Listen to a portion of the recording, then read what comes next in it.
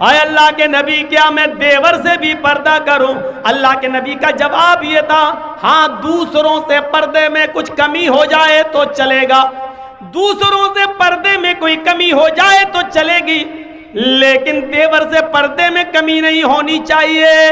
अलहमुल मौत, देवर तो भाभी के लिए मौत है, देवर तो भाभी के लिए मौत है। जिस देवर से सबसे ज्यादा पर्दा है, आज हमारी औरतें, हमारी माँ बहनें देवर से ही सबसे ज्यादा खुली होती हैं। जो मजाक शौहर से भी नहीं करती वो देवर से कर लेती हैं।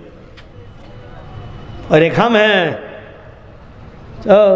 भाभी को घर पहुंचा दो, अपने छोटे भाई को कह रहे हैं भाभी को घर पहुंचा दो। और ऐसे ही ससुराल में हमारा हाल है। ससुर कह रहा है बेटा अपनी साली को जरा स्कूल छोड़े आओ। मामले दोनों तरफ से गड़बड़ हैं। हमने अपने भाई पर इतना भरोसा कर लिया। सऊदी अरब का वाकया सुने हो ना, जद्दा वाला।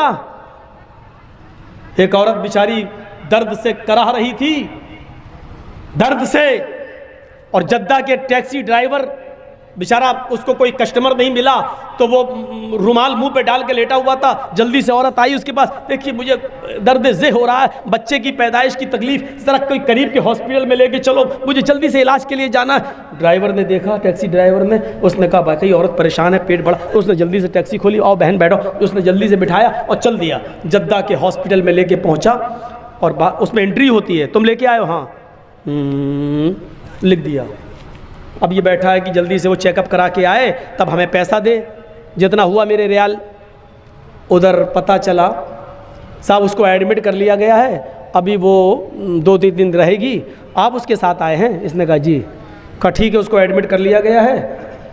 और उसने सोचा कि चलो अब हम चलें, 1-2 दिन के बाद आऊँगा, देख लूँगा अगर बच्चा अच्छा पैदा, अभी इतनी जल्दी छुट्टी थोड़ी हो जाएगी, डिलीवरी का मामला है, जब गुजरूँगा तब ले लूँगा पैसा। ऐसा वो चला गया। ये घर में जैसे ही लेटा, इशा के बाद सोया, फजर की नमाज जमात के साथ पढ़ने जाता था और फजर के बाद टैक्सी चलाता था। फजर की नमाज पढ़ के जैसे ही घर आया, इसकी बीवी ब्रेड और आमलेट बना के लाई। टेलीफोन की घंटी बजने लगी इसके घर पर, क्योंकि जब रजिस्टर पे जब इसने औरत को छोड़ा तो अपने घर का मोबाइल फोन और नंबर सब लिख दिया था। फोन फलां बोल रहे हो जी? भोपाल के रहने वाले थे ये लोग, टैक्सी चलाते थे 20 साल से सऊदी अरब में, जद्दा में। अच्छा तुम या अपने घर पे आराम कर रहे हो? का क्या हुआ? अरे कल तुम अपनी बीवी को हॉस्पिटल में छोड़ के गए हो ना, बच्चा हुआ है लड़का, आओ और अपनी बीवी को लेके जाओ यहां से। कहता है डॉक्टर दिमाग तुम्हारा ठीक है? बीवी? अच्छा हुआ ये फोन मैंने उठाया, कहीं मेरी बीवी ने उठाया हुआ होता तो कयामत आज ही आ गई होती। कहाँ आ रहे हो या मैं पुलिस भेजूं तुम्हारे घर? जिस औरत को यहाँ एडमिट कराने आए हो उसने कहा वही मेरा शौहर था जो यहाँ छोड़ के गया है। मैं आ रहा हूँ, तेरा सत्यानाश जाए चुड़ैल डाइन। उसने टैक्सी चलाई और धर से चलाता हुआ चला गया। कहने लगा क्या बदतमीजी है? उसने कहा तुम मुझे छोड़ के चले गए, तुम्हें शर्म नहीं आई? मैं कितनी परेशान रही। रोना शुरू कर दिया। औरत के आंसुओं में भी बड़ी ताकत होती है। वो कहने लगा ये क्या बदतमीजी है? डॉक्टर साहब ये मेरी बीवी नहीं है। डॉक्टर साहब नोक झोंक तो सब घरों में हो जाती है, थोड़ी सी लड़ाई हो गई, हमें यहाँ छोड़ के चला गया। नहीं मैं ये बेटा अरे मेरा नहीं है, चलो अपने घर के झगड़े अपने घर में खत्म करो, चलो। उसने कहा ऐसा है चेकअप कर लो। चेकअप कहा डीएनए टेस्ट करे। ये लड़का आदमी तैयार, कहने लगा ठीक है मैं डीएनए टेस्ट करूंगा। मामला इतना बढ़ गया कि डीएनए टेस्ट की नौबत आ गई। जब इसका ब्लड निकाला जाने लगा और लड़के का ब्लड, तब औरत क्या कहती है? डॉक्टर साहब डीएनए टेस्ट कर लीजिए, लेकिन मशीन कभी कभी गलत रिपोर्ट भी दे देती है। अब ये आदमी चिल्लाते हुए कहता चुप, गलत रिपोर्ट दे देती है। अभी पता चलता है 2 घंटे के बाद, 3 घंटे बाद जब रिपोर्ट आएगी, या 2 दिन 3 दिन के बाद, तब पता चलेगा। डॉक्टर साहब इसको यहीं रखिए, 2 दिन के बाद रिपोर्ट आएगी, मैं यहाँ हूँ। 2 दिन के बाद गया, डॉक्टर साहब क्या आया? डॉक्टर साहब ने कहा बिल्कुल गलत, ये तुम्हारा बेटा है ही नहीं, जाओ। वो औरत पैर पे गिर गई। डॉक्टर साहब मैंने कहा था ना कि मशीन की रिपोर्ट कभी कभी गलत आ सकती है। आई, अल्लाह की कसम यही मेरा पति है, यही मेरा हस्बैंड है, यही मेरा आदमी है। डॉक्टर कहता है औरत नखले मत दिखा, चट ये तो इसका बेटा है ही नहीं, साफ साफ रिपोर्ट में आ गया ये बेटा किसी और का है, इसका नहीं है।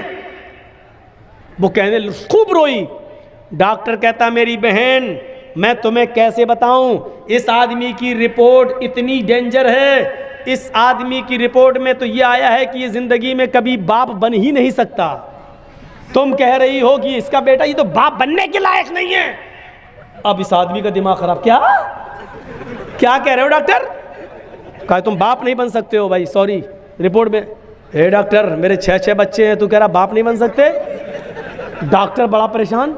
डॉक्टर कहता है ऐसा केस मेरी जिंदगी में पहली बार आया है। अब औरत कहती देखो मैंने कहा था ना कि रिपोर्ट कभी कभी गलत हो जाती है। यह आदमी बोला चुप, ये रिपोर्ट तो सही है कि ये बच्चा मेरा नहीं है, लेकिन ये रिपोर्ट गलत है कि मैं बाप नहीं बन सकता। दोबारा करो। डॉक्टर ने फाइल फेंकी। भाग, मेरा दिमाग खराब करके रख दिया तुम लोगों ने, जाओ यहाँ से, जाइए बेटा तुम्हारा नहीं है, जा पता लगा। अब वो फाइल उठाई और टैक्सी में रखा और चलने लगा। बाप नहीं बन सकता, बड़बड़ाता हुआ जा रहा है। फिर सोचता है जमील साहब अगर ये रिपोर्ट सही है तो पता लगाओ ये खेत कौन जोत रहा है, ये बच्चे हैं किसके। सीधे घर में घुसा, टैक्सी लेके आया, मारी दरवाजे पे लात। बीवी कहती इतने गुस्से में दरवाजा खोला, उठाई चप्पल अपने पैर की 15-20 पहले मार दी। तुम तो रोज इज्जत करते थे, आज क्या हो गया तुम्हें? कस्टमर नहीं मिले, पैसेंजर नहीं मिले तो उसका गुस्सा मेरे ऊपर क्यों उतार रहे हो? कस्टमर का गुस्सा नहीं उतार रहा हूं, पहले ये बता कि ये 6 बच्चे किसके हैं। औरत कहती है आपको क्या हो गया? पूरी जिंदगी अमानतदारी के साथ में चली आपके साथ और आपने कभी हाथ नहीं उठाया, और आज कहते बच्चे किसके? फिर बता रही कि नहीं बता रही? तेरा झूठ छुप नहीं सकता, पता चल चुका है मुझे। ये मेरी रिपोर्ट कहती है कि मैं बाप नहीं बन सकता, ये बता कि बच्चे किसके। तो मारो नहीं, मैं बता रही हूं। कहा क्या? कहा गुस्सा ठंडा करो पहले। कहा वो तो हो ही जाएगा, पहले बता। कहा कि आप का भाई भी रहता है ना यहाँ, आप रात में टैक्सी चलाते हैं, दिन में वो रात में चलाता है।